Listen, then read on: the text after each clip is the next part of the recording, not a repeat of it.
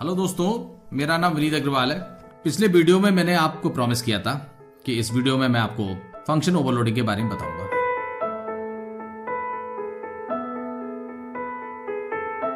दोस्तों, ओवरलोडिंग का क्या मतलब है? ओवरलोडिंग का मतलब जब किसी को हम उसकी कैपेसिटी से ज्यादा काम दे दें तो वो ओवरलोड हो जाएगा। ठीक इसी तरह से किसी फंक्शन की बॉडी को हम बनाते हैं एक काम करने के लिए। अगर उसी नाम के फंक्शन की एक से ज्यादा बॉडी बना दी जाए, एक से ज्यादा टास्क करा दिए जाए तो वो ओवरलोड हो जाएगा। ओवरलोडिंग का सबसे बड़ा एडवांटेज ये है कि जब हम या डेवलपर उस लाइब्रेरी को, उस फंक्शन को कॉल करता है, उस वक्त उसको पैरामीटर्स को ध्यान में रखने की बहुत ज्यादा टेंशन लेने की जरूरत नहीं है। मेरी इस बात का मतलब आप एक एग्जांपल से बेहतरीन तरीके से समझ सकते हैं। सबसे पहले हम इस फाइल को हम एक नए फोल्डर में सेव करने जा रहे हैं। इसको नाम दे देते हैं fun_overload.java। चलिए समझने की कोशिश करते हैं।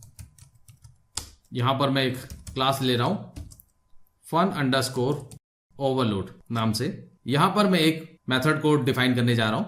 यहां पर हम दो नंबर को और दो स्ट्रिंग को, दोनों को ऐड और कॉन्कैटिनेट करने की कोशिश करेंगे। तो नंबर को ऐड करने के लिए मैंने एक फंक्शन लिया int add int a, int b और रिटर्न कीवर्ड की मदद से a प्लस b करके उनके समेशन को रिटर्न करा दिया। दूसरा भी ऐड नाम से एक फंक्शन ले रहा हूं और यहां पर मैं दो स्ट्रिंग को रिसीव करूंगा।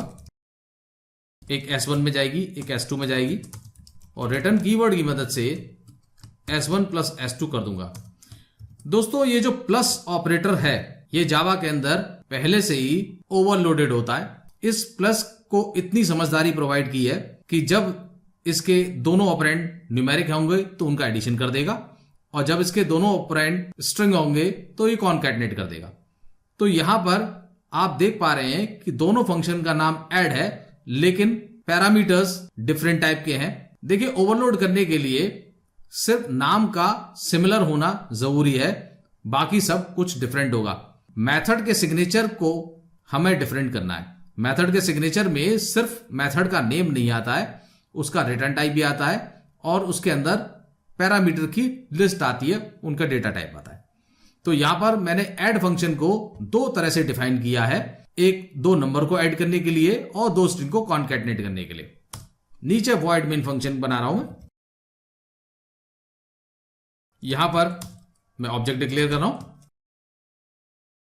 यहां इंस्टेंशिएट कर रहा हूं और इस ऑब्जेक्ट की मदद से मैं यहां पर दोनों फंक्शन को कॉल करूंगा। पहला मैं लिख दे रहा हूं लर्न बाय और दूसरा आर्ग्यूमेंट में दे रहा हूं वॉच के नाम से। ठीक इसी तरह से एक और बार मैं से कॉल कर रहा हूं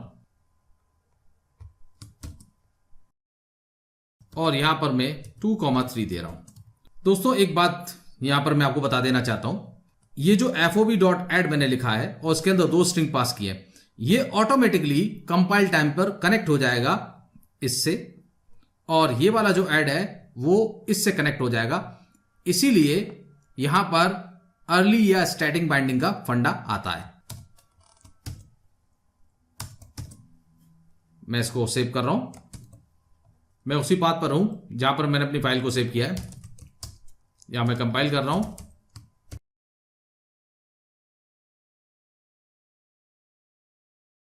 मेरी फाइल कंपाइल हो गई है। मैं रन करता हूं। आप देख पा रहे हैं कि पहला जो आउटपुट आ रहा है वो लर्न बाय वॉच आ रहा है, जिसमें लर्न बाय एक आर्ग्यूमेंट था और वॉच दूसरा आर्ग्यूमेंट था। ठीक इसी तरह से नीचे मैंने दो पैरामीटर पास किए थे 2 और 3, ये दोनों वहां पर जाकर ऐड हो जाते हैं।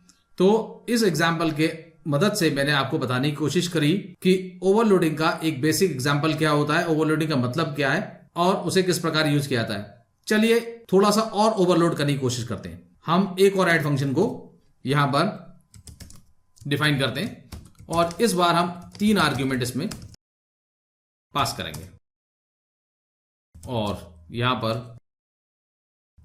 पर हमने तीनों नंबरों को ऐड कर दिया। कॉल करते हैं, एक और आर्ग्यूमेंट पास कर दिया। अभी मैंने आपको बताया था कंपाइल टाइम पे ये अपने आप समझ जाएगा। इस फंक्शन की बॉडी यहां पर है, इस फंक्शन की बॉडी यहां पर है और इस फंक्शन की बॉडी यहां पर है। उसी के अनुसार ये अपना आउटपुट देगा। कंपाइल करते हैं, रन करके देखते हैं, यह हमारा आउटपुट आ गया। तो दोस्तों मैंने इस ऐड नाम के फंक्शन को 3 तरह से डिफाइन किया है। 2 नंबर को ऐड करने के लिए, 3 नंबर को ऐड करने के लिए, 2 स्ट्रिंग को कॉन्कैटिनेट करने के लिए। तो डेवलपर को यह चीज ध्यान में रखनी है कि ऐड फंक्शन की मदद से 2 नंबर भी ऐड हो जाएंगे, 3 नंबर भी ऐड हो जाएंगे और 2 स्ट्रिंग कॉन्कैटिनेट हो जाएगी। उसे ये टेंशन लेने की जरूरत नहीं है कि कौन सा फंक्शन कहां पर डिफाइन किया गया है। वीडियो के अगले अंक में मैं आपको बताने जा रहा हूं कि दिस कीवर्ड को किस प्रकार यूज किया जाता है। तो देखना ना भूलें मेरा अगला अंक। धन्यवाद।